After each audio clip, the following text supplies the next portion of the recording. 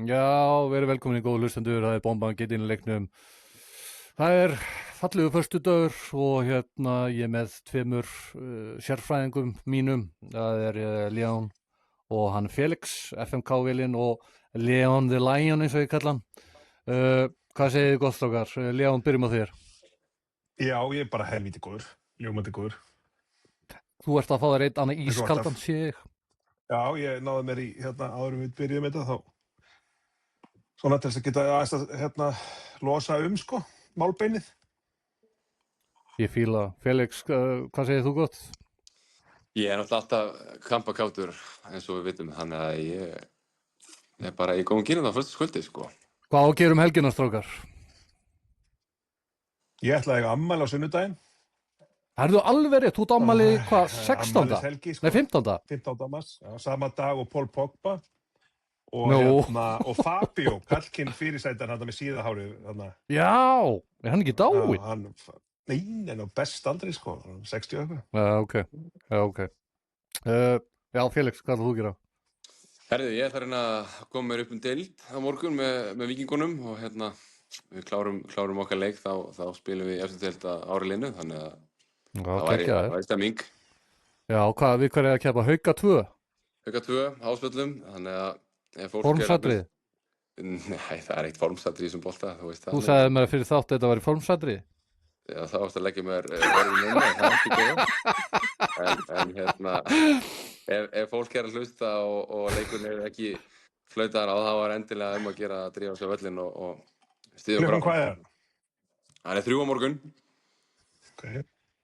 Hvar? Ásvöllum. Ásvöllum, ok. Yes. Herðu, eigum að byrja á meistaradeildinni. Herðu, það var nú meistardeild núna á þriðjudag og miðvikudaginn, minnir mig rétt og ég horfði nú á flesta þessu leikjum. Real Madrid 3, Manchester City 0. Hvað fannst þér þennan leik, Leon? Mér fannst ég spáði nú City áfram, sko. Mér fannst bara þeir vera, það var bara einn maður sem kláraði þennan leik og í fyrri hálfleik. Valverde. Valverde, það var ótrúlega mörk og en mér fannst City rosa flatir og bara lélegir. Og mér fannst eiginlega Guardiola bera pínlítið ábyrgð. Mér fannst þessi uppstilling alveg galin hjá honum, sko. Hvað þá við þessu uppstillingu? Hvað var rangt við það? Það var einhvern veginn, þetta er svona,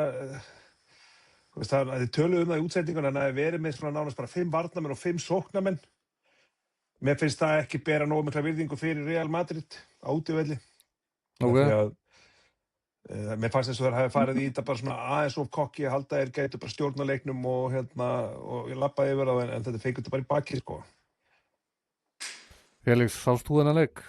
Ég sá ekki þennan leik, nei, en ég meina það er ekki annað en að horfa á tölurnar, þetta var algjörlega dóminering af hálfu Real Madrid, ég meina þeir eru með skot, þú veist, miklu fleiri skotöldur en City, expected goals, alveg bara kæfa City þar og það er bara, já, mér fannst það mjög óvænt úrslit en þetta var ansi vera verk í staðið, sko. Heldur betur, mér fannst bara mann sitt í ömurleysleik og þeir áttu bara að skila að tapa meira ef eitthvað er. Sko strákar, Valverde búin að skora 3 mörk, þeir fá vítaspyrnu, fer ekki ykkar maður, hann hvað heitir hann aftur? Vinicius, fer hann á punktinn þessi bjáni og klúðrar. Hann hefði getað að skora fernu á móti Man City. Já, í staðin fyrir að klára einvíð, þá er þetta bara opið, sko. Nákvæmlega, hefði skorað þetta 4. mark, þá hefði þetta bara búið. Það eru PSG 5. Ég skora snemma í næsta leik þá. Já, 1-0 og já, það getur allt gerst. PSG 5, Chelsea 2, hvað sáu þið þessum leik? Ég sá hann nú bara með öðru auganu, sko. Það var 2-2, ég held að myndi alltaf enda þannig. PSG er ekki næstu því að sterkir á í fyrra, en það er bara ótrúlega lendir og þeir fara langt með þetta í þarna. Ég held að líka, hvar skeli að skora 2 mörk hann í uppbótartíma, ég veit ekki alveg hvað hann að gera hann að Jorgensen, eða hvað sem hann heitir hvað heitir hann aftur? Markmaður Philip Jorgensen. Ja, Jorgensen, já. Sem var eitthvað það er svo sterkt fyrir Chelsea að að halda þessu 2-2, þá hefði allt geta gerst. Ég held bara að Paris muni alltaf skora í seinni leiknum. Þannig að þó Já. að Chelsea vinni þá held ég að þetta sé búið. Einmitt. Svo er það Bodo Glimt 3, Sporting Lissabon 0. Hvað var að gerast þar? Já, Ég meina, það er bara voru ekki stórkostlegt. bútið bara miklu betri? Hverjir? Það eru miklu Bodo betri. Glimt? Bodo, Já, Jú. þeir voru miklu betri. Yfirspila á gjörsanlega. algjörlega. Fílíkur kraftur í þessu liði, maður. Já, er þetta ekki svolítið skrítið? Þú veist, Bodo Glimt að vinna í 16. úrslitu Sporting Lissabon. Er þetta ekki eitthvað skrítið? Ég held að þeir slátruðu Inter, voru miklu betri í báðu leikjunum. Og Að vísu. þeir voru miklu betri en Sporting, sko. Það er bara eitthvað chemistry í gangi þarna, þú veist, það er ekki svona, deildakeppnin er ekki svona í gangi í Noregi, sko. Þannig að maður myndi halda að þeir væru frekar í lægð en einhverju svona á einhverju rönni. Þannig að þetta er bara geðveikt, sko. Já. Helviti góður hann að Valsarinn. Hann skoraði aftur. Já. Hökin. Alveg Hann verður svakalt. keiftur núna til annarkost Englands eða Þýskalands eða eitthvað og svo mun ekki Já. geta raskat. Nei, ég veit. Bara, Ég var akkurat að hugsa þetta í gerð. Hann verður keiftur í Já. Þýskaland, svona liðið svo Já. Wolfsburg eða Mönchengladbach Einmitt. eða eitthvað og skorar ekki neitt. já. Þetta er bara svona gervigarsbolti, sko. Það eru Já, Leverkusen vélin í þessu 1. liði líka bara klikkuð, sko. Já, Leverkusen Það er 1, bara Arsenal hlaupagetan. 1. Já. Já. Leverkusen 1, Arsenal 1. Hvað Já. segir þið þar? Já, ég meina, Arsenal alltaf fá víti hann í lokin og þeir getur bara prísið sér sæla með að hafa fengið þetta víti því að ég reynda sá ekki leikin en ég sá bara Já. að þeir voru strögglandi í fyrraleik. Þetta var lokaði leikur og svo fyrst það er Leverkusen náði fyrsta markinu þá gerir mig það svolítið í hugalunda að þetta getur verið brast þarna þessi leikur í Þýskalandi en ég held samt að fyrst er ég heimaleikin eftir sem seinnileik þá var þetta nú ekki vesen en þetta hefði verið áhugavert ef að Leverkusen hefði farið með forskot inn til Englands en mikil fyrir að fá þetta víti hann í lokin. Það gerði mikið. Leon, var þetta víti? Já, Er þetta það? var víti. Þetta touch hann einhvern veginn bara ætlir hann og leggur undir lærin eða mjöðminn á honum og þú veist, það er bara, ég þóli gæstilega loft, sko, en þetta var víti. En hins vegar er spurning bara núna með bara leikja fjölda hjá Arsenal. Hversu Já. vel þeir munu halda út núna, þeir eru inn í öllum keppnum. Leverkusen getur alveg tekið þetta, sko, þú veist, það er alveg þannig, sko. En ég held að Arsenal sé líklega ræðu þetta, en ég held að þetta geta alveg dottið báða megin. Já. Herðu, förum á fimmtudaginn leikurinn sem við erum búin að bíða eftir hérna, Atletico Madrid 5, Tottenham 2. Leon, þín skoðun á fyrstu 15 mínútum með þessi leik? Sko, Tudor er ekki í tísku. Nei. Ég get alveg skilið þessa breytingu samt með hana markmann. Ég er ekkert, þetta er mjög efnilegu markmann, 23 ára gamall eitthvað slíkt. Og hinn, hvað heitir hann aftur? Almarkmann Tottenham. Ítalski. Vicario. Það skiptir ekki öllu. Vicario. Vicario, já. Já. Hann er bara búinn að vera slakur. Þannig að, Já. þú veist, þeir eru hvað Chelsea er að gera. Þeir eru að skipta markmann og það hefur alveg virkað fyrir þá. Þetta var ekkert ólíkt. En, þú veist, sem þjálfari þú stendur á hliðarlínu þarna og markmaðurinn er búinn að gera svona rosaleg mistök. Ég skil alveg þessa skiptingu. Mér finnst allt of mikið drama í kringum þetta, þú veist. Þetta er meistaradeildin, þetta er ekki pollamótið í Eyjum, sko. Þú veist, þú getur ekkert vera, þú veist, það er verið að tala um að sé búið að eyðileggja ferilinn hans og eitthvað svona. Þetta er algjör þvæla. Þetta var hárrétt skipting, sko. Já, ég er alveg sammála. Þeir getur verið 5-6-0 undir í hálfleik. Varnarlínan, hann dónið, þori ekki að gefa tilbaka á hann. Nei. Það var hárrétt skipting, en já, þannig að þetta var bara, tóttarliðið er bara svo lélegt, sko. Felix. Já, viltu fá mitt eitthvað á þetta korter eða bara leikin í heilsinni? Nei, bara tekin út af. Já, sko, ég var fyrst á því að þetta hefði verið alveg á þjálfaranum. Svo er ég búinn að sofa þess á þessu og svona er eiginlega komin hinum megin á pólinn núna. Þetta er rétt ákvörðun. Ég held að mitt fyrsta álit hafi verið bara svolítið litað því að ég hef ekkert mikið álit á þessum Igor Tudor bara yfir höfuð, sko. En fyrst hann tók þessu ákvörðun fyrir að láta hann byrja, þá verður hann bara standa og falla með því líka að taka hann út af úr þessu sem komið var. En það er Svo er bara bara ekki annað að Van de segja. Ven. Mikki Van de Já. Ven átt að fá rauðspjald, sko. Já, 100%. Já. Og hann Hva- fekk rauðspjald í síðasta leik og svo Já. Romero múti Júra, þetta lið var í 17. sæti í fyrra. Já, Og það er alveg komið tími á að fara að benda bara á þessa leikmenn. Og þeir En eru þú- bara attitút. en þú veist, hvernig gat, og þú veist, og við erum með VAR, hvernig gat þetta ekki verið rautt? Þetta er bara hvernig- ótrúlegt. Það er bara ótrúlegt. Ég skil Já. þetta ekki. Þetta er bara mismunandi eftir vardómurum með það. Já. Og þessi Þú veist- tveir, Romero og Van de Ven, þetta Já. eru fyrirliða liðsins, sko. Og þeir eru bara gjörsanlega agalausir. Og ég sé það bara á Mikki Van de Ven, hann hefur engan áhuga að vera þarna og hann verður seldur í sumar, sko. Hann er byggður sölu bara leið og síðasta leikur verður flautaður að, sko. Já, hann er bara lélugu karakter þessi guður. Bara drulla sér í Típiskur burtu. belgi, sko. Já, belgatjúr. En hann er hollendingur samt. Þetta er hollendingur, já. Já. Ég segi það, þeir eru allir eins þarna, flæmsku. Já, Holland og Belgia er sama draslið.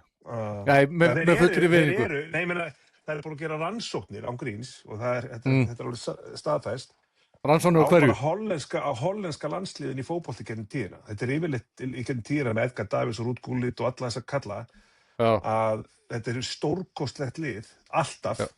Mhm. og þeir klikka alltaf á stórmótum af því að þeir fara allir að rífast ykkur um öðru. Já. Það er góð punktur. Það er athyglisvert, mjög athyglisvert. Mjög aðtöks. Er þetta einvið ekki búið? Það er 5-2. Er þetta ekki búið? Jú, ég blessa. Þetta er búið. Tottenham geta ekki raskat, þeir eru aldrei að fara að snúa sig. Strákar, takk fyrir þetta. Bayern München 6, Atalanta 1. Þetta er búið, þetta er rúst. Eru Bayern München favorites að vinna þessa keppni?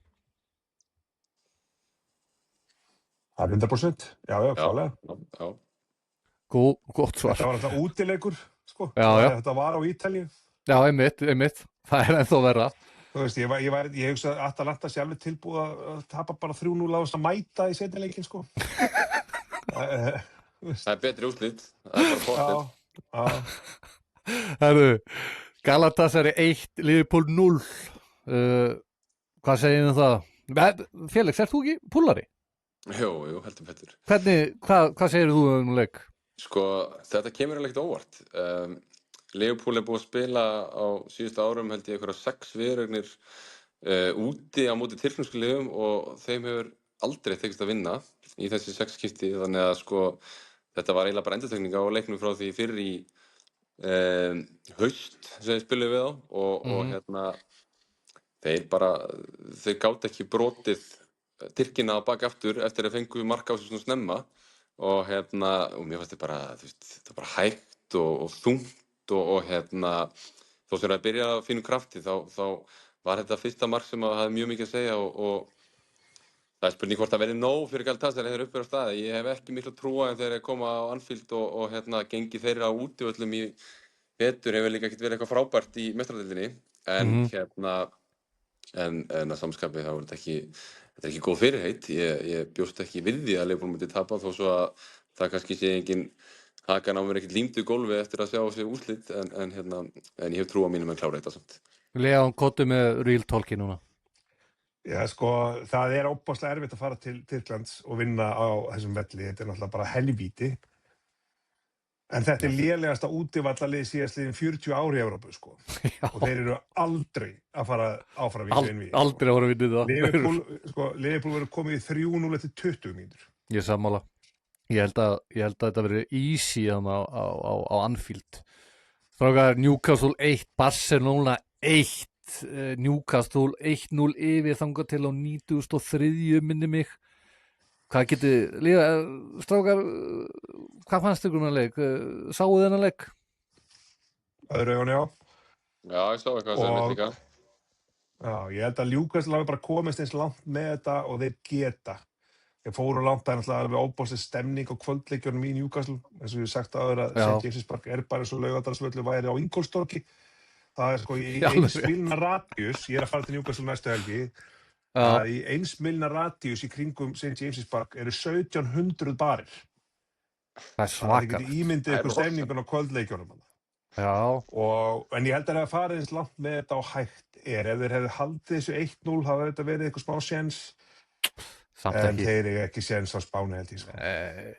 Var þetta víti þannig í lokin, sáuðu það? Þetta var mjög Þetta var púra víti. ódýrt. Er það? Já, púra víti. Var þetta ekki svolítið ódýrt? Nei, hann náði bara gabban, skilur, og hann var, og Það skil- seinna já, bregðast við þarna var, þannig að þetta var bara algjörlega. Víti. Sorry, ég er að rugglast á vítinu hjá Bót og Glimt á móti Sporting Lissabon. Var þetta ekki Olma sem fór fram hjá honum hann að Botman eða? Jú. Það var bara finta sparkaði og- sköflungin á hann. Já, Botman vissi alveg upp á sér sökina, sko. Pjúra víti. No-brainer.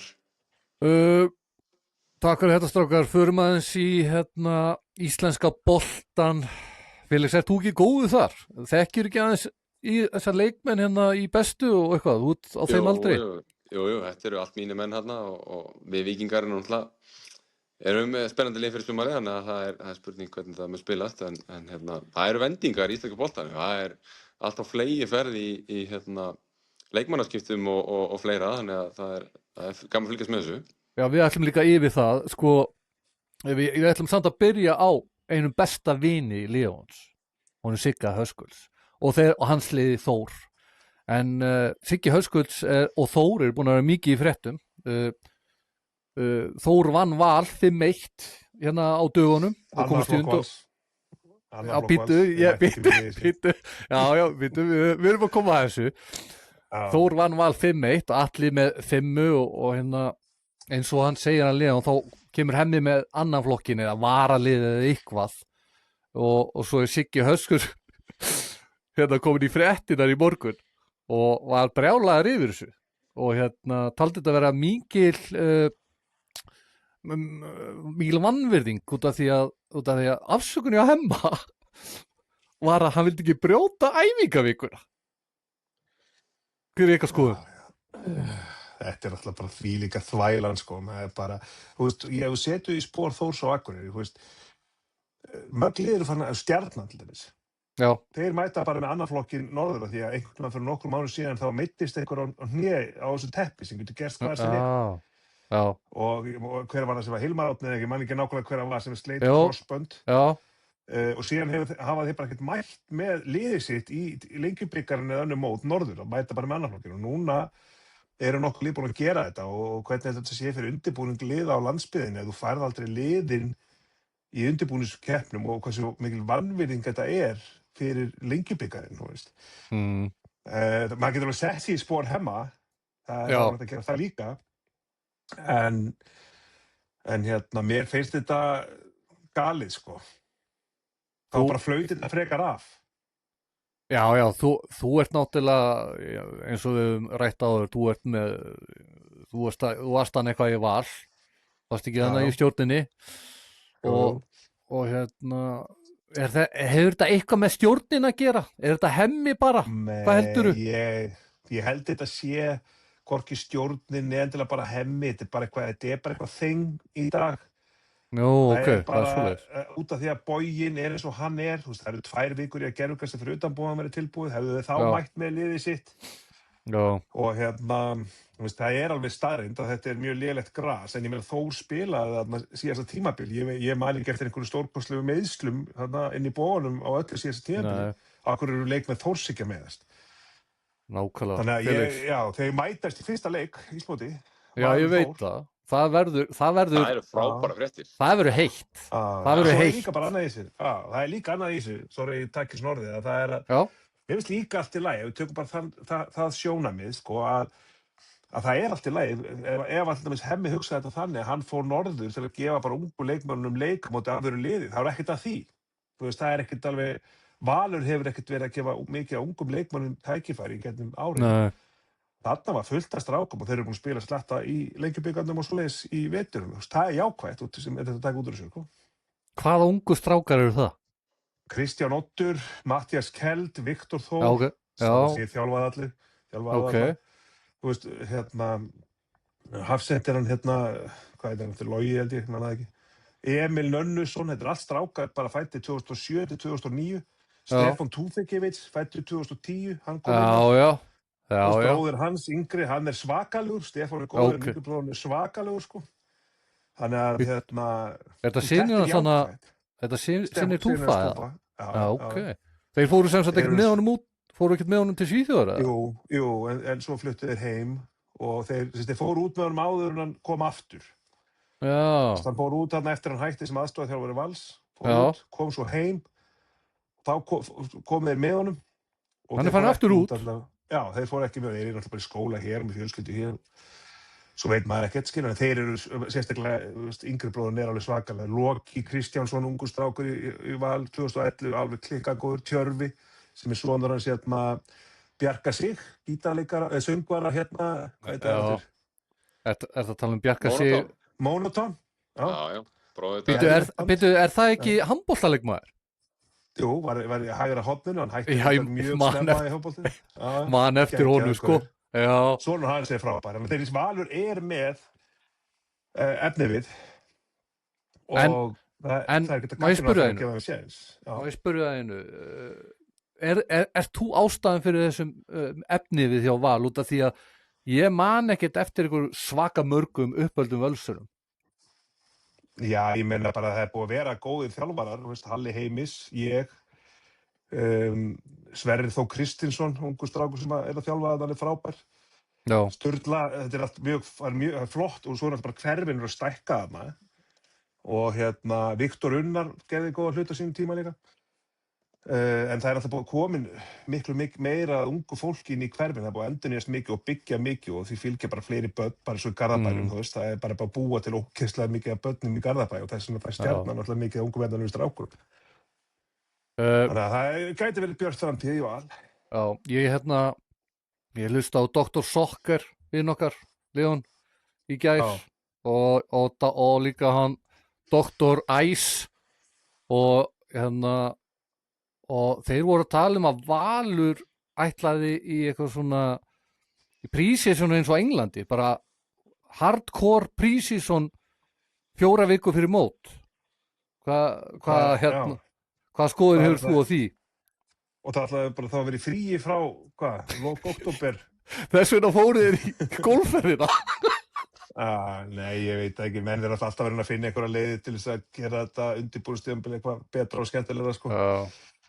En ég held að en Felix, hefur þú eitthvað þetta að segja? Þú veist, þú þekki nú eitthvað hana til í Valsheimilið, vinsæll strákur. Jú, ég meina, mér veist kannski aðalega bara tímapunkturinn á þessu stórfurðulegur. Þú veist, það hefði verið eitt að mæta með eitthvað ungt lið og gefa mönnum sénsinn í janúar eða februar eitthvað svoleiðis, en ég meina, þú veist, það er 3 vikur í mót, sko. Og þú veist, það þarf að fara að taka þá upp á þessu og ekki frekar að spila liðið saman og svona binda endahnútin á því að reyna að finna þína blöndu, skilur, en ekki mæta bara mótið eftirlega liðið sem þú fara að mæta í fyrsta leik og bara bjóða upp á eitthvað brandara. Mér finnst það stórundarlegt, sko. Stórundarlegt. Liðið, það er bara í tísku að vera með stæla. Sko, hvað var FH að gera móti Fylki? Við ræðum þá eftir. Herru, Ibrahim Balde Felix er farinn. Hefur þú tekið eftir því í fréttunum? Já, ég las ekki þetta. Hann er En sko, málið er það sko að Siggi vinnur hans, Siggi líka vinnur minnu þetta, en Siggi góður við erum bara vinnur hans báðir. Siggi, tómaður. Siggi lét Ibrahim Balde ekki ráða hvar hann spilar á vellinum. Ég er ekki sammála hann að spila í 9, en leikmaður stjórnar ekki hlutunum. Nei, ekki að spila undir Sigga Höskuld, þá virkar þetta ekki þannig. Leon, hefur eitthvað heyrt í Sigga með þetta? Já. Og ég ætla að opinbera öll leitamál. Nei. Já, segðu mér, var þetta út af því hann vildi ekki spila í 9? Já, ég meina það, hann var að nota hann í 9, ég búið að nota hann í allar veitur og notaði hann út á Spáni. Já. Í 9 í æfingarferðinni sem þýðir náttúrulega þegar þú ert að nota menn í ákveðnum stöðum stuttu fyrir mót að þá eru það ásetningur hjá að spila honum þar. Já. Og hann var ekki til í það og þá er ekki hægt að hafa hann, sko. Það er ekki hægt að hafa leikmenn sem að neita að spila ykkur ákveðna stöður. Það var hárrétt ákvörðun, sko. Hann á ekki að geta neitt í lengjunni, sko. Ef hann heldur svona ákvörðun. Nei, ég veit, þetta er samt besti leikmaður í þessu liði. Nei. Nú, hver er betri? Það er bara flotti leikmenn í alvöru standi í Þór í dag. Ok, Ibrahim Balde ekki standi? Já, ég meina fylgist þið bara með honum í sumar. Hann á ekki að geta neitt. Hann er farin í vestra, hann Ibrahim Balde og já, þetta kom mér óvart en eins og þú segir, þá er ég líka búin að heyra hans í engu standi, þannig að Ég veit Ég ekki alveg þekki hvað er það. í gangi. Nei. Bara þegar Herðu, þú komið með eitthvað svona hugafar, þú já, veist, þá ertu bara að fara að líta í eigin barm. Eins og hann, ef þú neitar að spila center, býtu, halló, come on. Hver hefur neitað að spila center? Íbrahim Baldi. Felix, Já, Íbrahim Baldi. Herðu, Leandro Fernández í Njarðvík fyrir leikmaður Juve og PSV, Felix. já, það er svona statement að blaði allavega, en maður veit ekkert hvað hann getur svo í raun og veru. Það verður að koma í ljós einhvern veginn. En hvernig fær Njarðvík alltaf þessa leikmenn? Ég bara skilði það ekki. Þeir eru með Já, 2 leikmenn núna sem hafa spilað bara mjög góðu liðum, sko.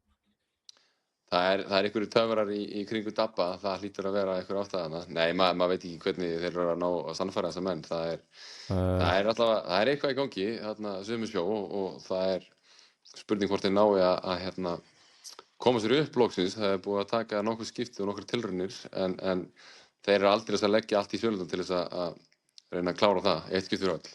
Já, lengjudeildin verður svakaleg í sumar. Það eru 7 lið sem eru geta farið hann upp. Já.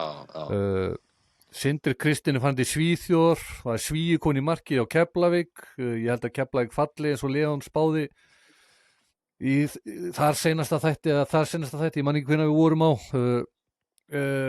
Komin einhver Svíjan og eftir að keppa Ásgeir Orra. Og svo er Leon Sigurður Gunnar Stjörnum að lána í HK, þekkirðu hann? Mjög vel, ég þjálfa, hann er á mynd hérna fyrir aftan mig. Nú, Já, ok. Segðu mér, af hverju er hann ekki, af hverju fær hann ekki sjansinn, uppalinn strákur, af hverju fær svona strákar ekki sjans í Stjörnunni? Ég skil það bara ekki. Ég reyndar, ég litaður, sko. Mér finnst Já. hann er frábær karakter, hann er bara eitt sá allra flottasti karakter sem ég hef þjálfað. Já, Og hann gerir allt sem þú segir og meira en það. Ég held að Stjarnan sé bara átta sig á því. Ég var að tala um þetta í kjaftaðinn daginn, já, að svona identity hjá Stjörnunni hefur verið svona utanfrá, að þetta sé svona útungunarstöð fyrir unga leikmenn sem mér finnst það bara ekki vera þannig lengur. nei, Þessir bestu ungu leikmenn sem koma upp á Stjörnun spila ekkert fyrir Stjörnun, þeir fara bara 15, 16, 17 ára gamlir eitthvað til Skandinavíu já, og í einhverju svona hlutverkum sem að Guðmundur Baldvin, Örvar, vinstri bakverði, þeir eru í hlutverki á svona Hauki Brink. Síðan getum við talið upp Jón Hrafn sem er ekki stór á hlutverki og svo Sigur Gunnar og hvað er þá eftir. Sko Stjarnan er bara held ég átt að sjá því sem er jákvætt að þetta er lið sem á að keppa um titilinn. Og þá er ekkert svigrúm. Þú veist, þú ert bara komið með þannig lið að þú verður bara að setja alla hestana í gang og þá er bara hætt við því að strákar eins og Siggi sem mér finnst bara, hann er náttúrulega ungur, 2004 módel. já, Og þetta er bara gott fyrir hann að komast á lán og fá spiltíma, en það var það versta sem að hann myndi lenda í er að ef að Stjarnan að fara eitthvað titilbæri og hann myndi bara sitja á bekknum og spila. já. Þannig þetta er bara gott fyrir báða aðila, sko. Hann er að fara í lítið lið, HK, Felix. Góða þjálfara. Felix, hann er að fara í lítið lið, hann sem heitir HK, hvað? Er þetta gott múf hjá honum, eða? Ég meina það er nú margir komið í HK og aldeilis blómstra þar, þannig að það er nú oft sagt að Stjörnuna verði til í kortnum. Nú eins og hverjir? Eins og hverjir? Já, við erum með til dæmis Stefán Inga, hann byrjaði í kortnum og við erum að sjá hann springa út. Ok, og ég tek þessu. Og það eru fleiri sem að hafa byrjað sinn feril og komið sér áfram, þannig að Birnir Snær? Hvað sér ég? Birnir Snær? Birnir Snær til dæmis. Kolbeinn Sigþórsson. Kolbeinn Sigþórsson. Ná það sínu tíma, já, þeir eru nú kannski dýpri þarna árum áður í sögunni, en ég er svona með kannski nýlegri dæmi þetta. Þetta var fast skotið, maður. En er einhver hágangur sem þú þekkir hana sem er efnilegur og komu upp, Felix? Já, sko það er náttúrulega strákur sem heitir Kata Tolli. Hann er fæddur 2008 og er nýbúinn að vera á reynslu á Sönderland.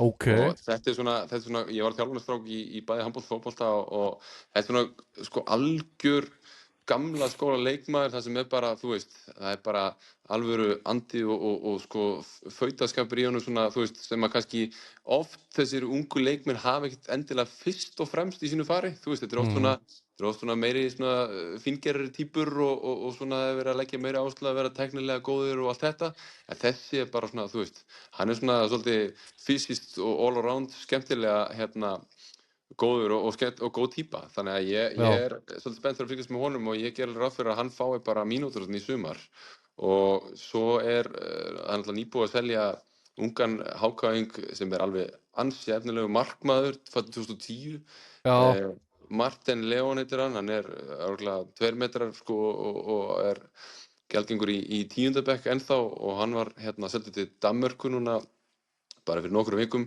Svo annar jafnaldri hans sem svona nafn sem maður hefur vitað lengi af í hákaðing.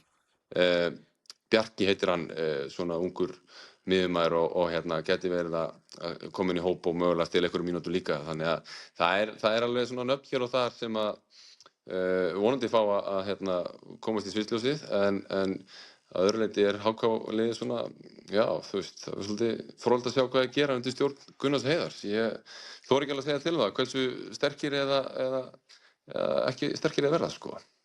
Já, ég held að þeir verði sterkir. Hversu sterkir veit ég ekki, þetta náttúrulega þrusu erfið deild og það eru liðin svo Fylkir hana, það Grindavík, Njarðvík, Vestri með virkilega gott lið eftir að Baldi fór aftur þangað. Þú veist, þetta verður hörku deild. Þetta erfiðari deild heldur en bestdeildin, sko. Það einasti leikur sem þú spilar bara úrslitaleikur, það alveg sama kostu eftir deildinni. Bara allir leikir eru erfiðir. Meira sem Ægir verða ekkert léttir, sko. Nei. Herðu, Fylkir, Róbert Elís Lindsson, minn íringur, farin í IBF eftir að hann fór í KR. Til hvers eru menn ungir leikmenn að fara í KR? Þeir eru alltaf að spila þeim núna og í fyrra. Nú, hverju? Ungu leikmennum, við vorum að spila á Sigurður Kára til dæmis. Já, það eru uppaldin leikmenn. Það er annar mál. Ég held að Róbert Elís fengi meiri tækifæri, sko. Mér finnst hann frábær leikmaður, sko. Já, við vorum með hann á Ratsjáni í Val fyrir svona 3 árum síðan, sko. Já. Og ég held að það sé fínt fyrir hann að fara til Eyja, hann ættaður það og pappan spilaði með IBF líka. Já. Hann er náttúrulega fyrst og fremst ættaður frá Breiðholti. Fylkir unnu IBF 4-2, flott hjá þeim, þeir eru komin í undanúrslit, Völlerinn með mark þar, helviti flott mark hjá Vincent, sáu þið það, aukaspinnumark? Nei, þetta var líka þetta var á live það var hórt og þar. Davíð Helgi Aronsson, varnarmaður, farin í Keflavík, skoraði 2 mörk í fyrsta leik. Það er helviti sterkt, Leon. Það er ekkert að marka þetta. Þeir voru að spila. Nei, þeir voru að spila, ég veit það ekki. Ég nenni ekki svona fylgjast með þessu, sko. Herru, Dr. Sokker sagði að það hefði verið boðið Adam á sínum tíma, ég man ekki hvað langt síðan það var boðið Adam fyrir Kristófer. Albert er náfrændi Adams og núna er komið í ljós að þetta væri kjaftaði. Finnst ykkur þetta ekki svolítið skrítið að vera að segja þetta? Vitið þið hvað ég meina? Já, þetta er þetta satt? Bara. Ég held ekki. En nú þú Albert að segja þetta, hann er náfrænd hans. Kannski er þetta satt, ég held bara að þetta sé ekki satt, sko. Hann er búin að vera frábær, hann Adam, núna á undirbúningstímabilinu, sko. Ég held að hann á þetta að vera frábær í sumar, sko. Ég held að líka, hann er í frí rólan á miðjunni, sko. Hann er búin að vera frábær. Einmitt. Viktor Bjarki Daðarsson skilinn fyrir utan hóp. Það vantaði meiri hraða, Felix. Það vantaði meiri hraða í hópinn. Já, það er svona hljóðmyndir ekki alveg sama þar. Nei, Leon, hvað segir þú? Þetta er bara fínt fyrir hann, sko. Þetta er bara ákveðið uppeldi, skilurðu. Hann er ungur og þú veist, þetta er bara, þú ert að spila hæsta level og þjálfur að taka bara ákvarðanir og þó þessi íslenskur, þá var hann bara, þetta er bara ákveðið ferli, skilurðu. Það er bara þannig að hann bara vinnur þessu. Okkar maður Cantona í Hólmavík að taka upp mynd, vissur það því? Já, bróðir minn er með hótel á Djúpavík og hann vissi þetta inside, hann er bara, ég held að það var að loka bara hótelinu um tíma, hann er rétt hjá, sko. Er búin að hitta hann eða? Nei, en hann mun hitta hann á potið, sko. Það er algjör, það er svakalegt. Sáuð þið þarna, eru búin að sjá fréttina með hann David Jonathan Panka sem kom á reynslu hérna? Já, hollendingurinn. Já, sem kom á reynslu hjá Ægi og Leikni. Já. Hann er búin að vera í varaliðinu allt sitt líf hjá okkur í liðum. Já. Og hann sagði að umhverfið var ekki nógu professional. Þetta var ekki professional lið. Þú veist, hann er að koma sér í gang aftur. Þú veist, í hvað lið ætla hann að fara í þessi hálfviti? Ég ætla að vera faglegur, ég ætla ekki að kalla fólk hálfvita, en þessi Ég held Auli. að, sko, raunveruleikin hafi kannski aðeins bara mætt honum þegar hann mætti í Þorlákshöfn. Já, samt, sko. Já, þú veist, ertu 26 ára eða ertu 16 ára, þú veist, að vísu að fara í Þorlákshöfn. Fór Þorlákshöfn ekki langt síðan, ég held ég var að fara í Draugabæ, sko. Ég sá ekki eina manneski úti, sko.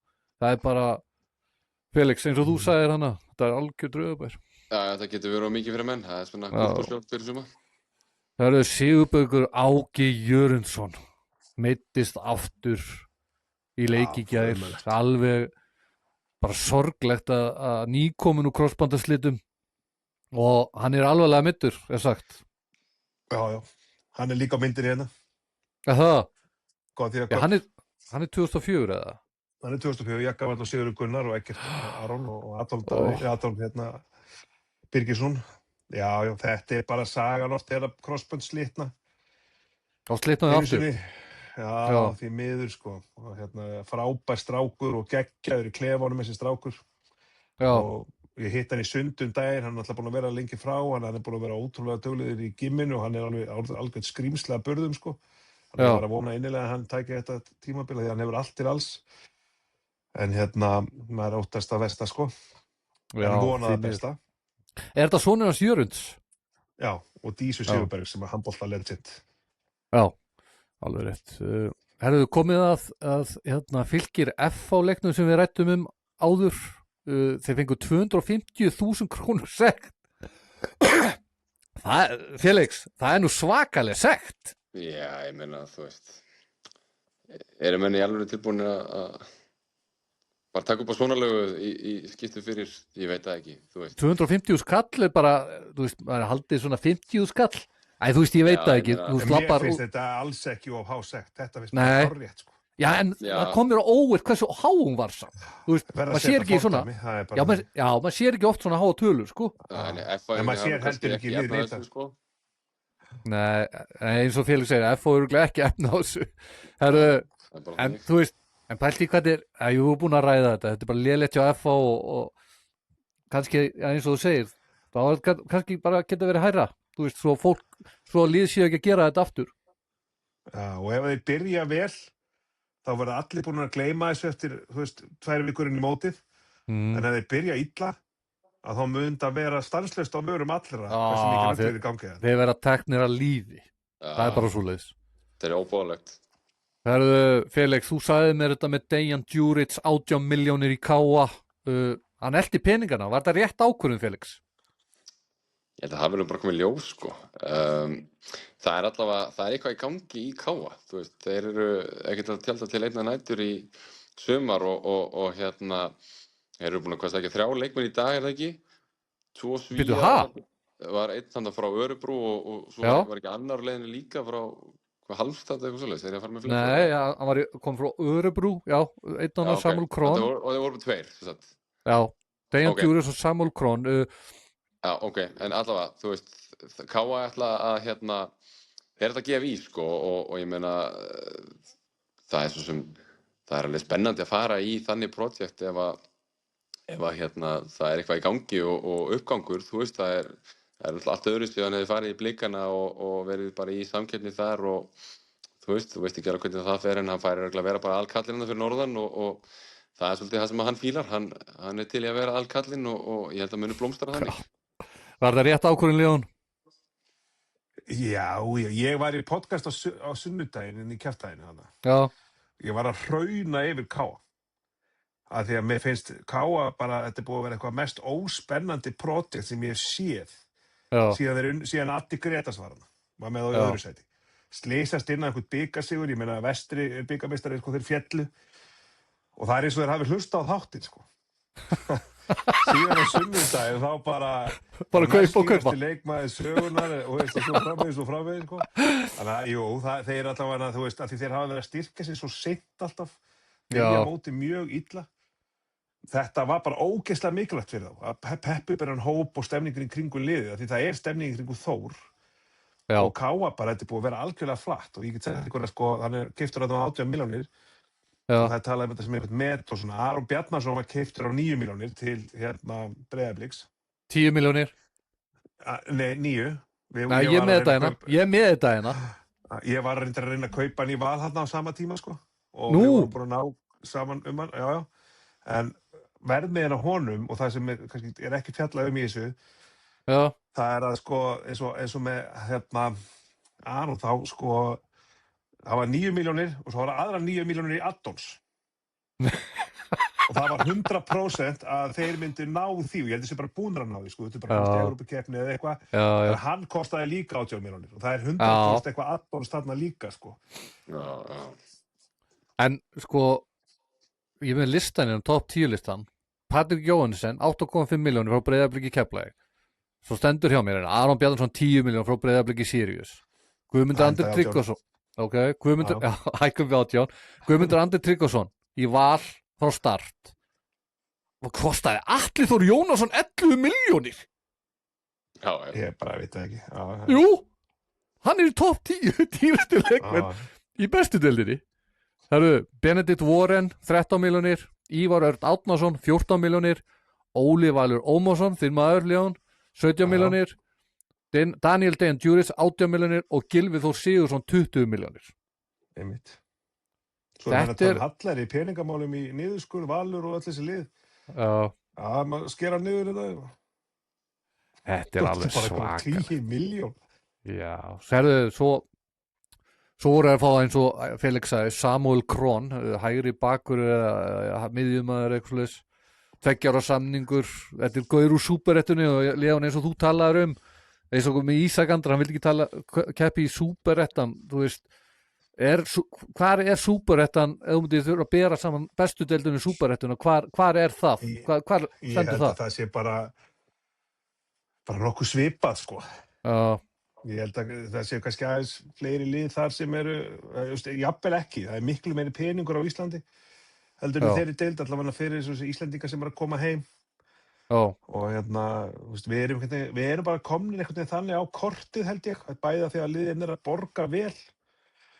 Íslenskir leikmenn margir hverjir í þessum bestu liðum ekkert að vinna, sko. Þeir eru bara í fótbolta og vinna kannski að keyra út einhverja samlokur í hádeginu. Hvað heitir þetta? Þegar maður fær heimsendan mat, mat á vinnustæði. Já, ég veit hvað tala það er rosa margir fótboltamenn í því, einhvern svona skutlir, það hafa ekki tíminn í danna. Ég held að við séum alveg komin svolítið svona á korti þarna. Sjáðu bara Tibling í Fram. Frábær miðjumaður.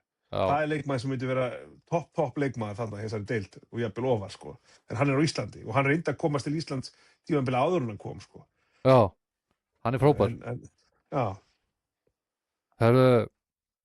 Valur var sektað 100.000 krónur fyrir að setja vitlausa markmann. Hvað er að gerast þarna í Valsheimilinu?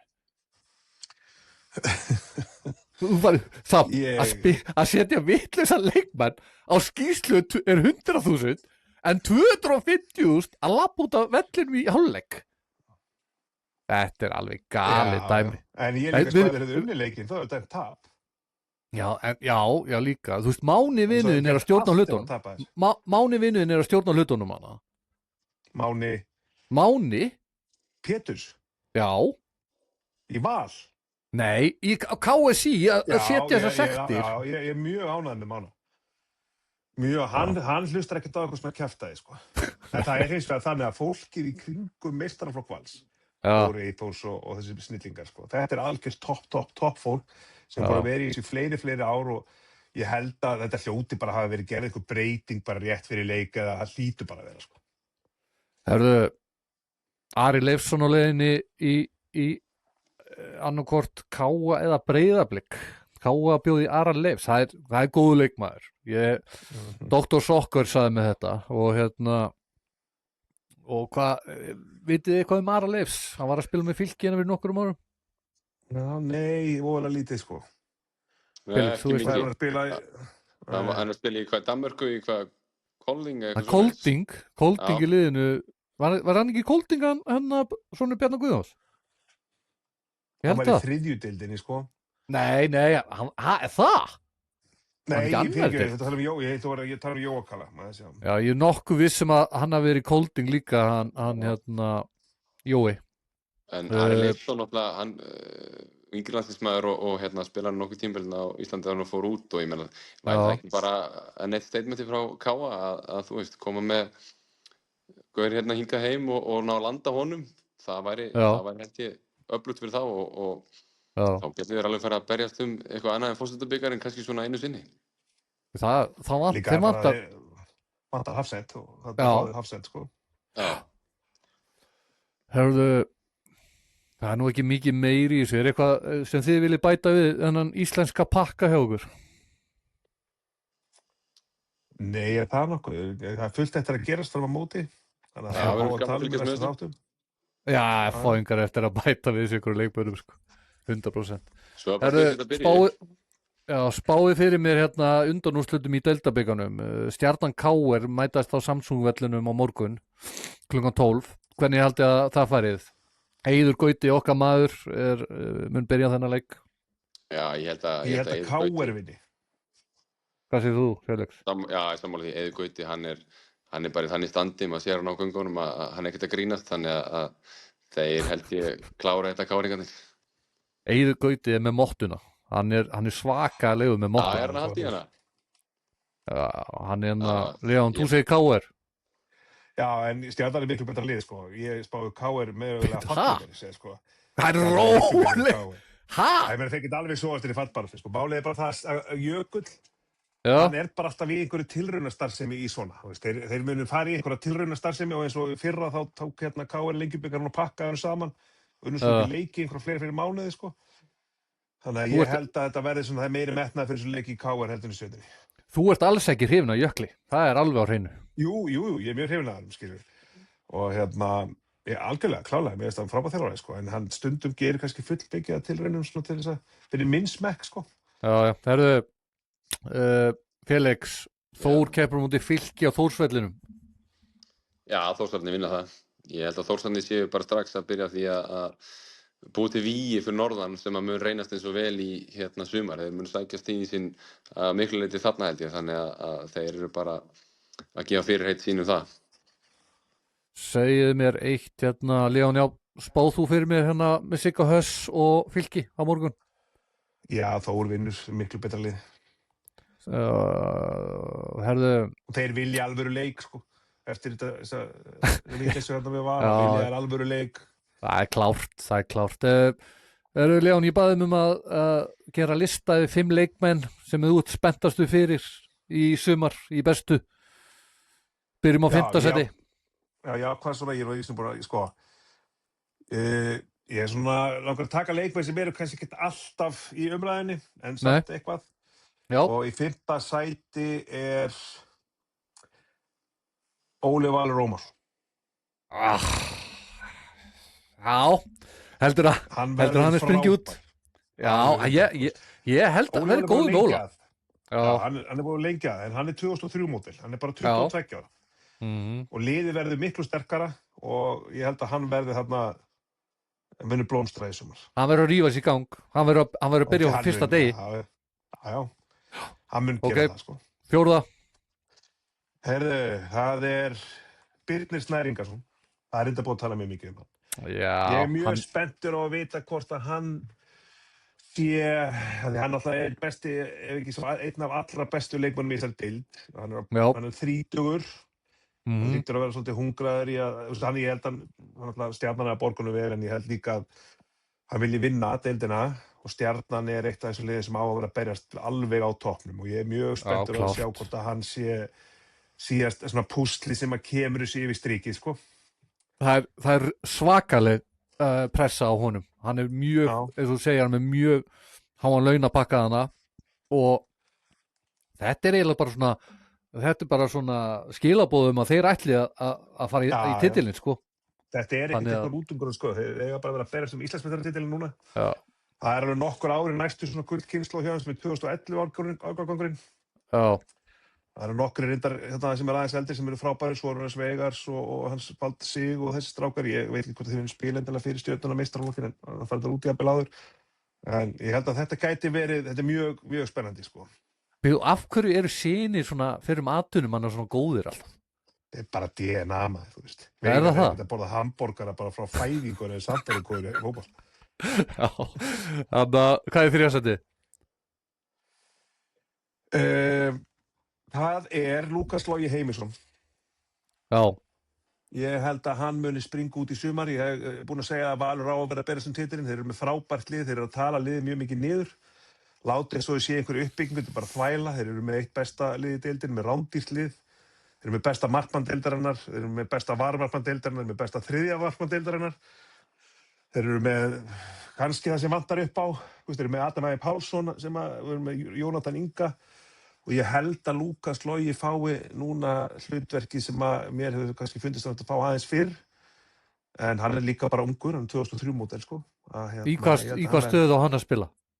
Hann getur spilað bara á miðjunni, hann getur spilað báðum megin, ef þeir ætla að spila þriggja manna getur hann meira spila vængbakur, ég hef trú á hann það, en ég held að verða á miðjunni. Hvað Kitty Freyr er, hvað 91 módel eða ekki? Já. Ég held að hann muni svona, jafnvel setjast eða fara í það hlutverk, ég myndi allavega að pröfa það, sko. Hvar er Kitty Freyr? Á miðjunni. Hann er ekkert búinn að æfa í vetur. Já, hann Kitty kemur inn, sko, hann kemur alltaf inn, sko. Ok, annarsæti. Herðu, það er minn maður, það eina jákvæða í Norðurbæ Hafnarfjarðar, Adolf Daði Birgisson. Það er svoleiðis! Hann er líka á myndinni hérna. Heldur hann gerir góða hluti í FH? Já, hann er frábær leikmaður, vantar kannski aðeins upp á svona endprodukti hjá honum. Hann er einn sá duglegasti sóknarmaður sem ég hef þjálfað og séð. Og frábær gæði, getur farið í báðar áttum með boltann, það vantar stundum upp á finishing hjá honum. Og núna fær hann bara FH er þannig stöðu að ég held að hann spili 75 mínútur pluss í hverju einasta leik og hann verið heill. Já. Og þá er hann bara með þannig gæði og þannig hugafara. Það er álftnesingur, það er eitthvað allt annað í vatninu og allt þessi, sko. Óli Valur er álftnesingur, þú veist, Alistór Hauksson er álftnesingur, þeir eru allt geggjaði gaurar, sko. Þannig að hann á eftir að blómstra. Gullu Fannar er álftnesingur. Já, þetta er alveg, það er bara eitthvað annað í vatninu, þeir eru bara aðeins sterkar en hinni, sko. Já, hvað er með fyrst þetta? Það var erfitt, það voru hann að Guðmundur Baldvin, Kristófer Ingi, Sigurður Kári, Haukur Andri. En ég ætla að segja eitt sem að það er mikið búið að orða Kristófer Inga við Val og það er búið að vera að tala um að það skiptir miklu máli sem að það gerir að því að Patrik P. sem komið sem fyrst aftur það er búið að, ég veit með þessi podcast síðustu helgi sem ég búið að segja frá sem að það er alltaf spurning hver ætla að skora mörkin fyrir Val. Já. Og ég var að sé kringum KFG í fyrra og var að svona hjálpaði með leikmannamál, vinum mínum með það. Og einu sinni mætti Dagur Orri Garðarsson og var með á æfingu. Og ég var í marki. Já. Og mér hefur bara aldrei liðið jafn illa á æfinni. Ég held að Dagur Orri Garðarsson verði frábær fyrir Val í sumar. Það er ekkert verið að tala um hann. Það voru mörg lið á eftir honum og hann er sonur Garðajó. Hann er algjör natural markaskorari.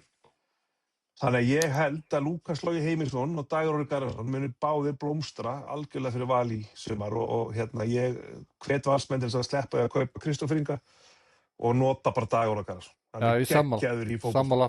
Felix, ertu sammála þessari lista?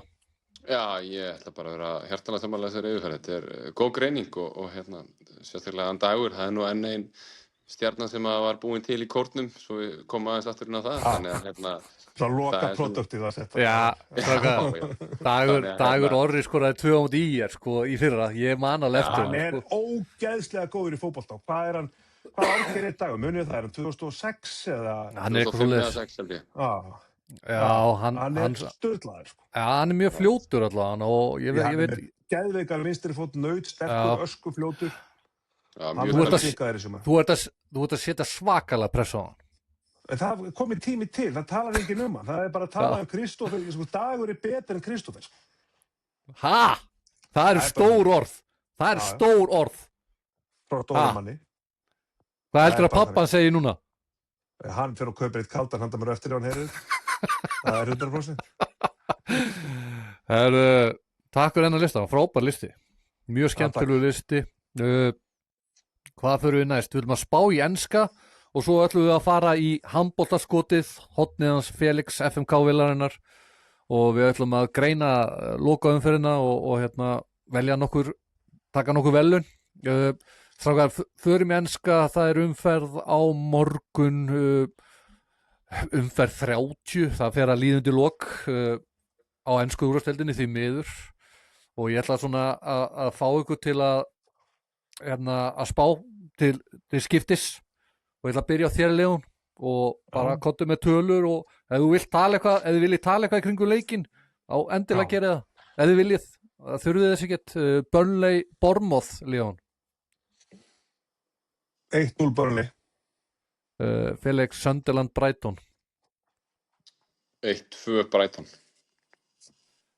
Arsenal Everton, Leon, stórleikur. Hörðu, hann fer það er góð spurning, þetta er alveg erfið leikur sko. Já. Þetta eru bæði bara rosaleg svona först leikatriða lið. Ég ætla að segja að fari 1-1. Það er þið stór úrslit. Felix, Chelsea, Newcastle.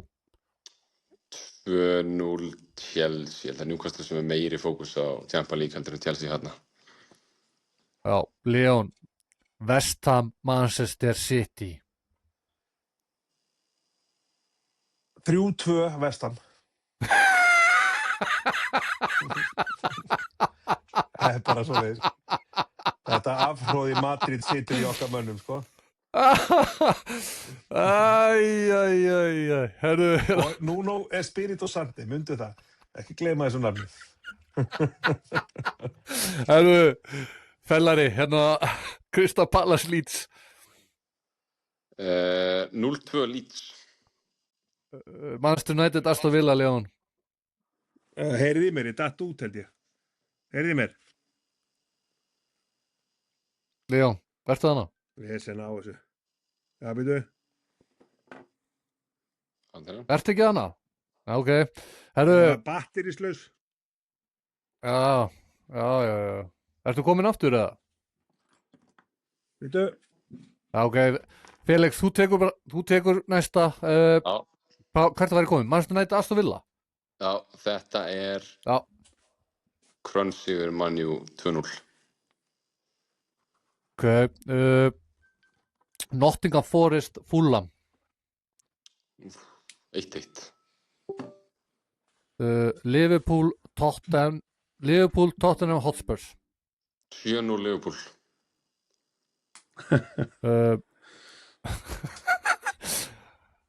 Þú getur alveg tala svona, Leon. Heyrðu í mér eða? Já, þú getur tala svona bara. Já, ok, ég heyri í ykkur. Já, hann er með þetta svona, hann Felix. Já. Hann sagði 7-0. 7-0 Liverpool. Liverpool Tottenham. Já, ok. Heldur að fara svoleiðis eða? Það kemur ekki óvart. Það er stórt en hann fer, ég myndi halda að fari 4-1. Tottenham kemst yfir, ætla ég að segja. 4-1 Liverpool, Tottenham kemst yfir. Já, það væri skemmtilegt. Já, Leon, taktu seinast leikin Brentford Wolves. Brentford vinnur þá 4-0. Það er svoleiðis. Þetta er ekkert eitthvað svaka skemmtileg umferð. Það er eini leikur sem er eitthvað skemmtilegur, kannski Liverpool Tottenham. Það er eins og... United Aston Villa er risastór leikur. Já, máli segja það. Það máli segja það. Það er það. Þessi Manchester United mun vinna. En nú ætlum við að fara leggja fótboltana svo hilluna og ég náttúrulega... Takk ég smá umræðum mennska, ég ætla að ná í hlæðstæki, svo getum við byrjað á hennu. Já. Ok, þá ætla ég bara að spyrja, það er bara sömu spurningar og hann, þú veist, hvernig fer Manchester United Aston Villa, þú veist, og tala eins um þann leik?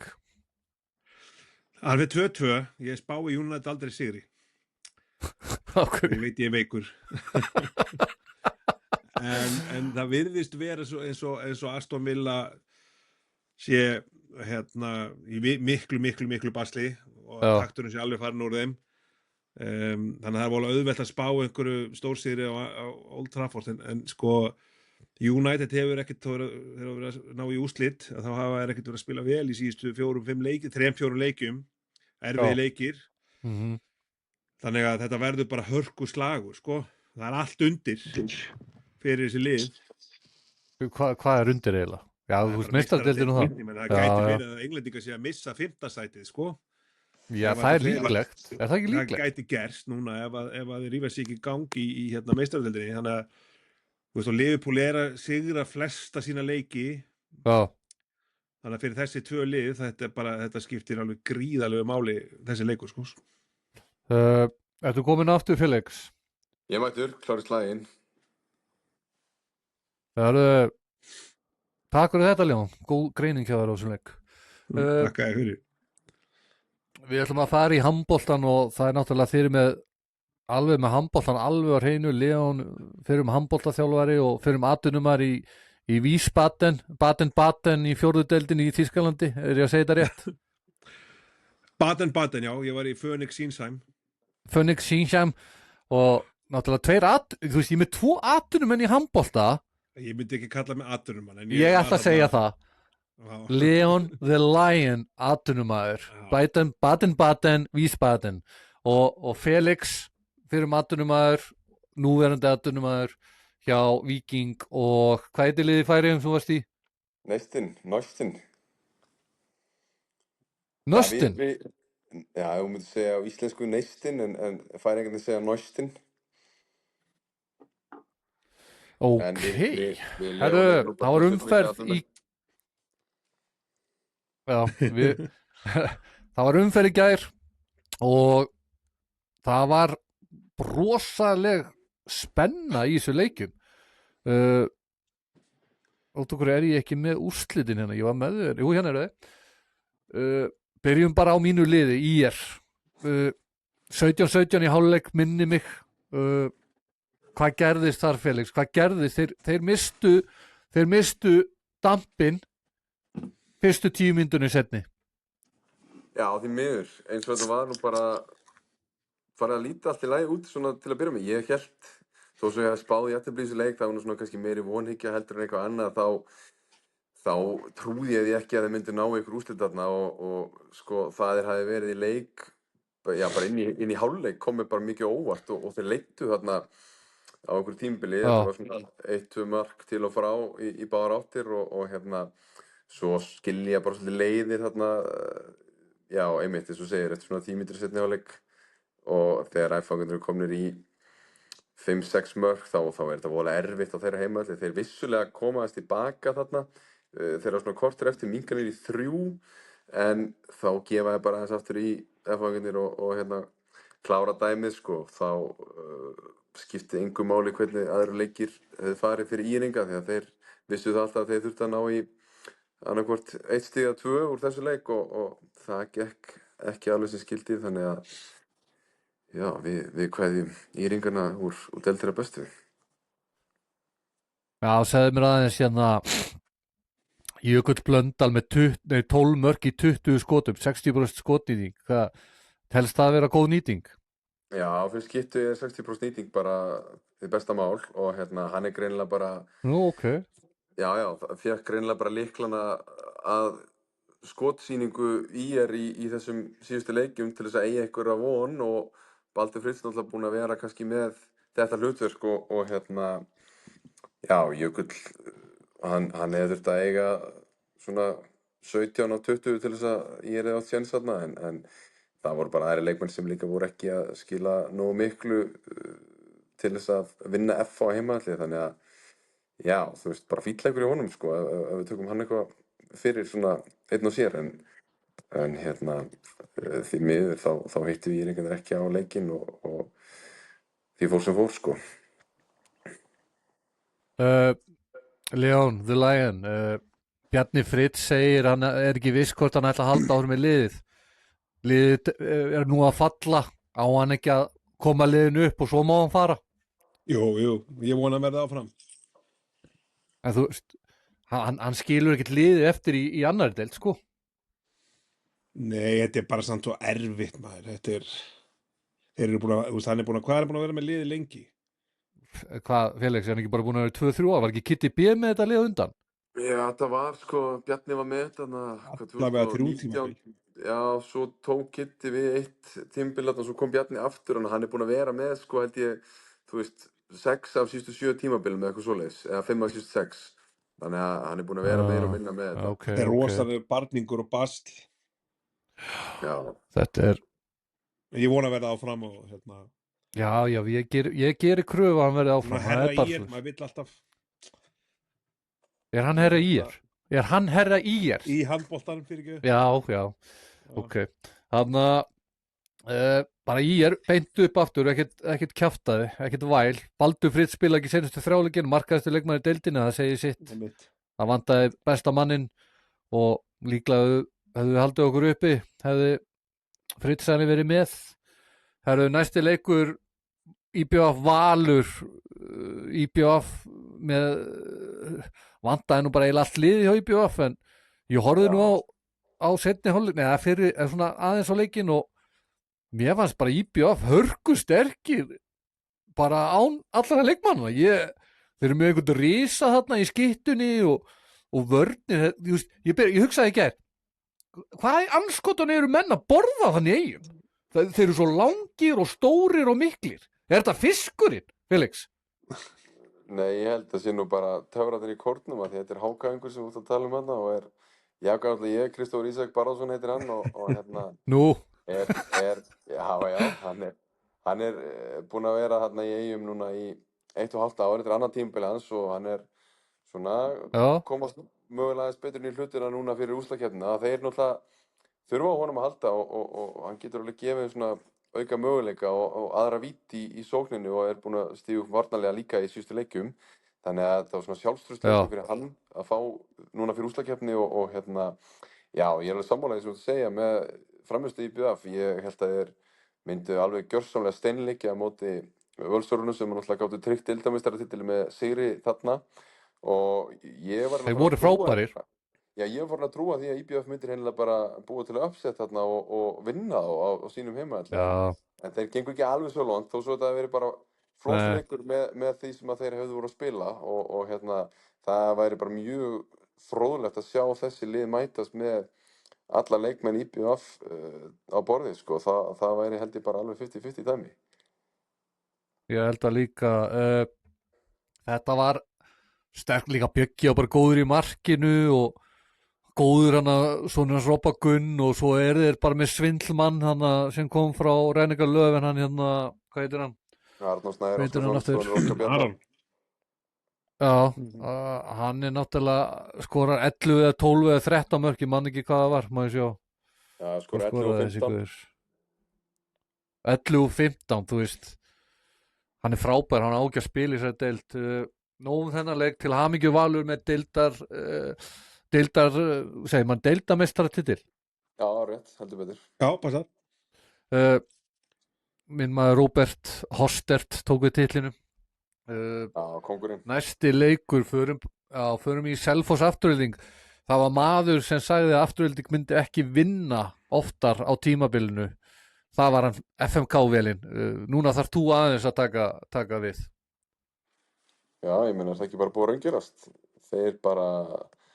Þeir eru ekki skugginn að sjálfu sér og þú veist, þeir bara geta þakka Guði fyrir að hafa náði svona mörg stig fyrir áramót af því að þau hafa verið að skorta skammti núna eftir jól og það er hátíð í bæ, segi ég, fyrir Haukana að vera að fara að mæta þeim af því að þetta er það leið sem að allir held ég myndi vilja fá að mæta á þeim sem eru í boði og hérna já, kom kannski aðeins meira en á Haukaleikina eftir en það var náttúrulega bara frábært tap hjá þeim á móti HK fyrst að þeir fengu Afturöldinguna og já, þeir geta bara þakka fyrir sig Mosfellingar í ár þeir tapa þessu 2-0 og hérna við þurfum að svolítið að blása byr í seglinn fyrir næsta tímabil sko. Já, það er heldur betur látið Mós og heyra það Leon eins og það heyrir þá er hann ekki Hver er liðið núna? Hvað heitir hann? Felix, hvað heitir þjálfari Aftureldingar aftur? Danni Berg, minn maður er að aðstofa hann Stefán Árnason, sonur Árna Stef Já. og já, ég meina þeir voru alltaf lofsungnir hérna fyrir áramót af því að gengi var alveg frábært, skilur en svo bara búið að vera andstæða alls þess núna í þessu leikjum eftir jól og þeir ekki breyk á móti Haukunum, það bara Má ég spyrja þig, þú sagði sonur einhvers, hvað er það? Já, Árni Stef, það nú svona Er það sonur hans? Legend. Já. Árni Stef? Legend sem þjálfaði Káa? Já, Og sonur hans alveg eins. Já, ég heyrði nú góða sögu, ég var í guðlaspjaldin með röddina, sko. Já, hann að ég heyrði hann og Óli Þórðar voru helviti djarfir á fótboltavöllunum, heyrði ég heyrt. Herðu, ok, Leon, takk þú næsta bolta, Stjarnan Fram. Ég er fegin á gas með þetta, maður. Stjarnan, ég kíki á leikina og ég sé Stjarnan 6 mörkum yfir, 12-6 minni mig og ég bara hugsaði, hvað í fjandanum? Sendi á FMK-vélina og hann var alveg jafn hins og ég, sko. Og svo bara hugsaði, þetta er ekki möguleiki. Herðu, svo bara fer þetta svona eins og ég veit ekki, svona tikkandi sprengja, þú svona upp, þú voru alltaf nálgast á og fóru og tóku þetta svo á endanum. Hefði Stjarnan gert jafntefli, þau hefðu ekki haldið sér uppi. Nei, það munar 2 stigum. Nú? Selfoss með 12, Stjarnan með 10 og ég hérna Nú? Já. Margir hérna eru nú bara góði vini mínir, sko. Nú, hverjir? Sem að stýra Stjörnuna og svona, en í guðminn, vitið það, ég vissi ekki að þetta hefði gerst fyrir en ég kveikt á tölvunni hérna á en ég fór að tala við ykkur. Hvað vissir ekki að hafa gerst? Ég var bara 100% á því að Selfoss og IR færu niður og ég skoðaði töfluna fyrir einhverjum nokkrum umferðum og ég var ekkert að spá í þessu. Og Kristján Svani mitt var eitthvað að segja mig frá því væri ykkur bara, já, blessa, þeir aldrei að fara niður. Já. Svo opnaði tölvuna og fer hann á HSI og fyrsta sem ég sé að Stjarnan fallin. Sko þetta hlýtur að vera eitt mesta hneyksli síðustu 30 ára í íþróttum á Íslandi. En þeir eru Þetta ekki er Hvað? Hvað segirðu? Þeir eru ekki fallnir, þeir eru að fara í umspil. Þeir fara í Þú faraði í umspil. Já, þeir geta bjargað. Já, ég veit það Þetta ekki. er svo mikið þrot. Já, Sko, Stjarnan kviksyndi djöfulsins fyrir þjálfara sem að taka við þessu liði. Það nær engin árangur eða. Sjáuðu Einar Jóns, Rúnar Sigtryggs, Patta. Ég veit ekki svona hver er með liðið núna. Þetta er alltaf bara algjört djók fyrir geðustrákar. En menn eiga bara skammast hérna, sko.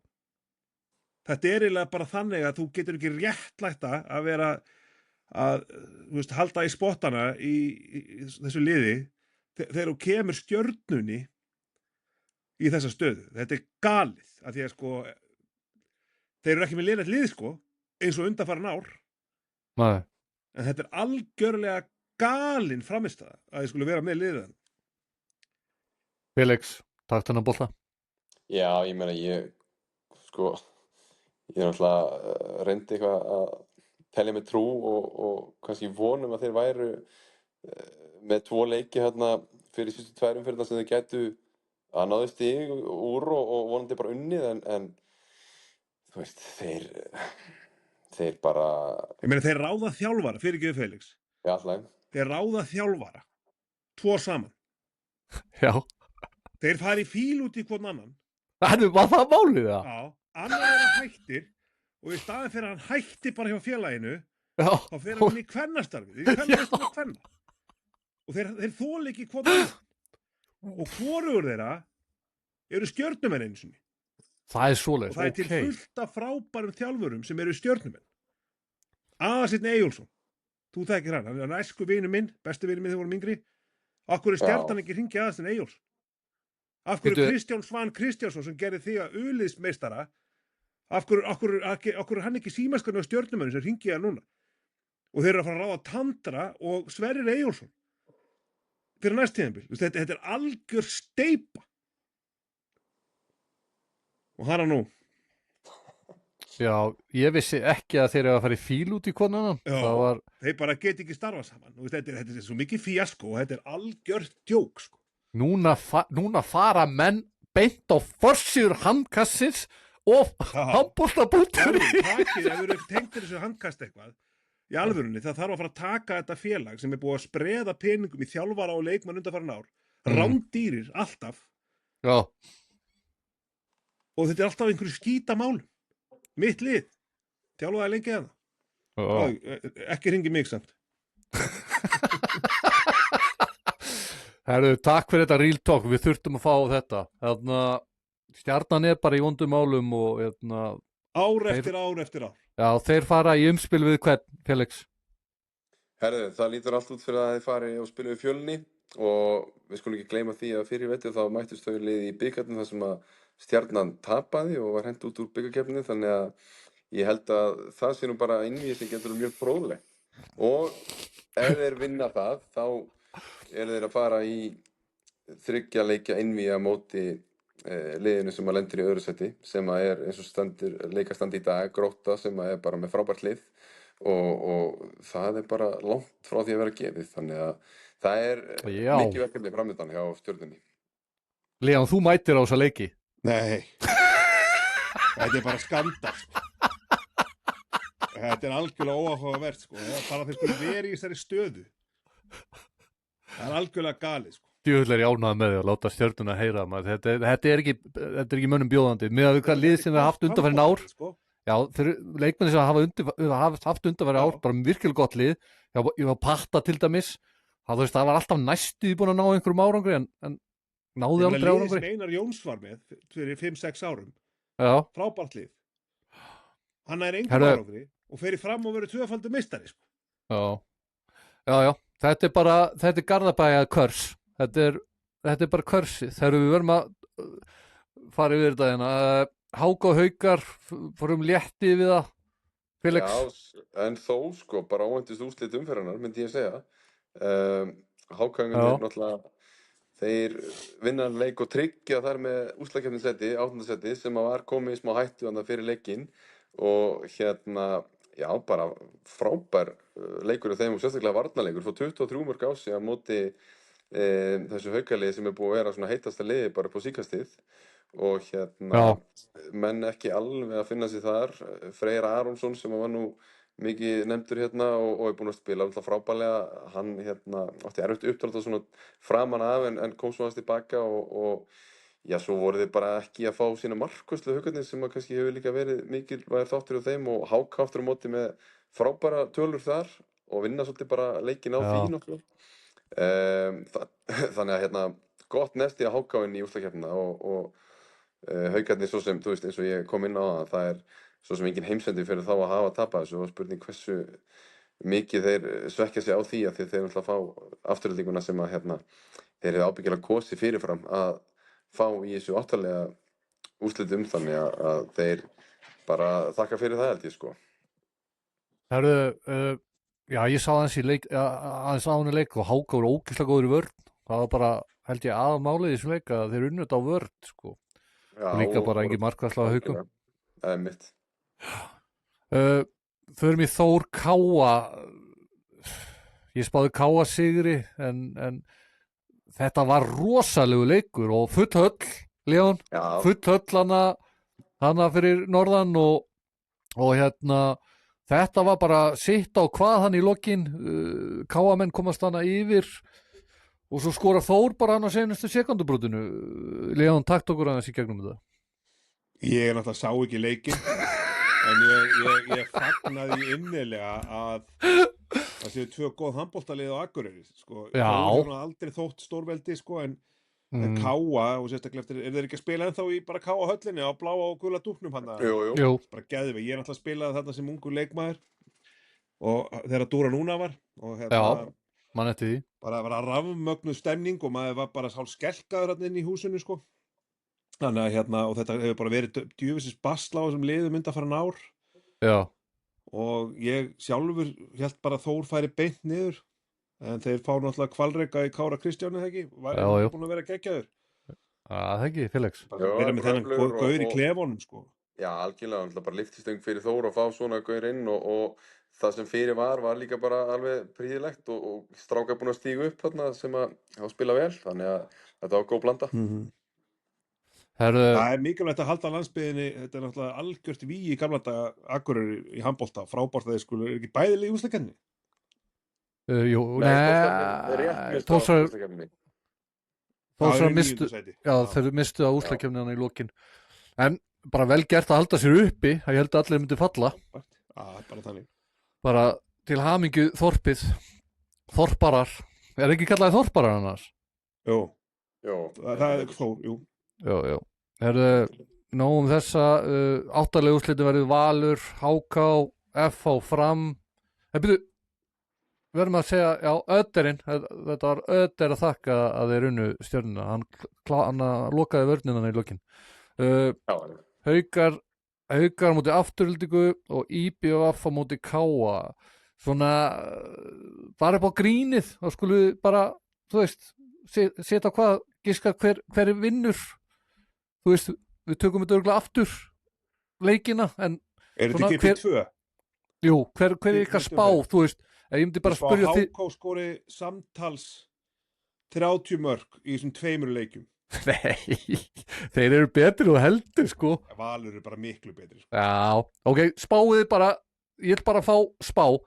Byrjaði Leon, Valur, HK. 2-0, Rúss. Felix, já, Valur 2-0, 100%. FH Fram, Leon. 2-1 FH. Felix. 2-1 Fram. Vel gert. Já, ok. Ég veit hvað Felix hefur Haukar Afturhilding. Leon, Haukar Afturhilding. Haukar 2-0. Felix, IBF Káa. Já, ég ætla að segja 2-1 IBF, af því þeir eiga heimavallarréttin. Þeir vinna á því. Leon. 2-0 IBVF. Úrslitakeppnin er allt annað skrýmsli þarna fyrir í eigin. Alveg frábært að úrslitakeppnin sé að byrja, þá byrja Besti tíma ársins. besti tíma á sig, Karvan er líka að fara í úrslitakeppni og nú, það verður nóg að tala um. Það er Karvan, ég ætla eitthvað að fara í körfuna, ég finnst helviti gaman að horfa á það. Það er komið að þér, Felix. Ég vil þú taki bara boltan hérna.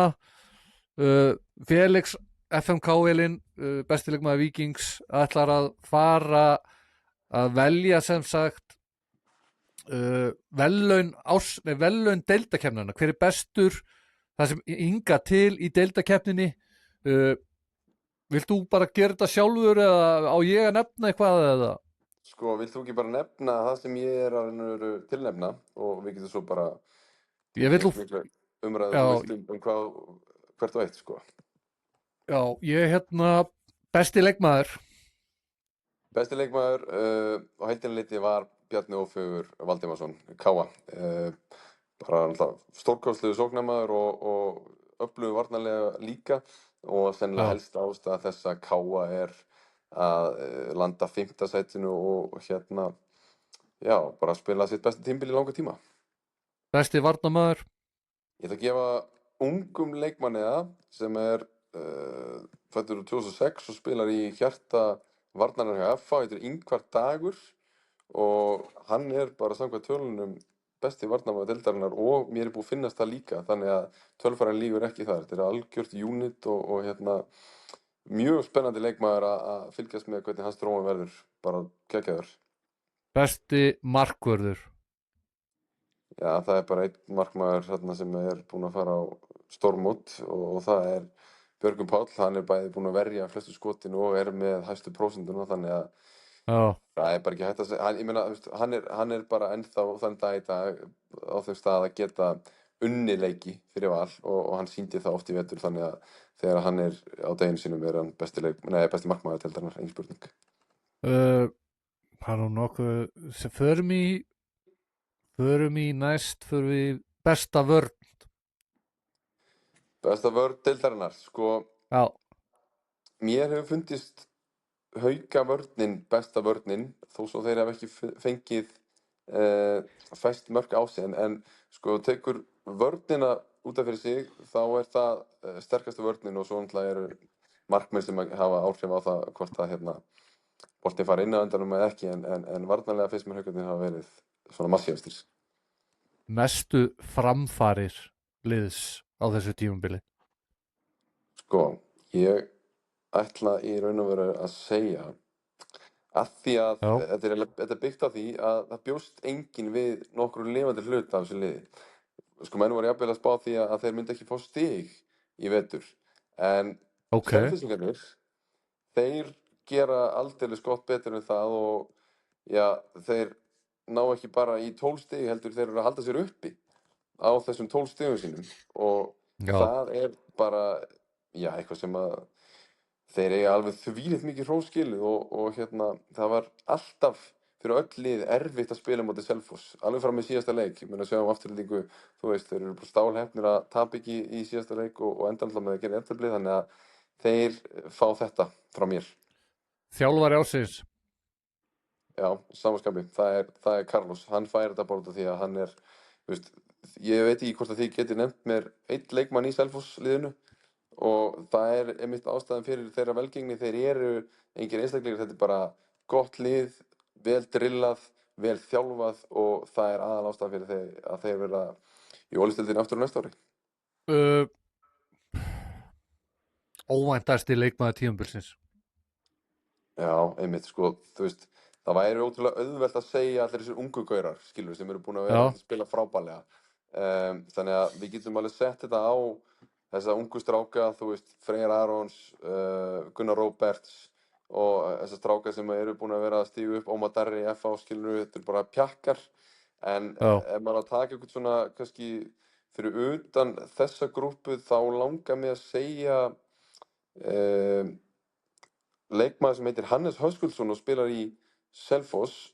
Hann er, sko, hann endar á því að vera næst markahæstur í deildinni og er leikmaður sem er kannski ekki allir handbolta unnendur vita nákvæmlega hver en þetta er bara strákur sem er búinn að spila á Selfossi allan sinn feril og er 27 ára eitthvað svoleiðis og bara eiga frábært tímabil í efstu deild og alveg klárlega ein rík ástæða þess að Selfoss nær þessu góða gengi sínu.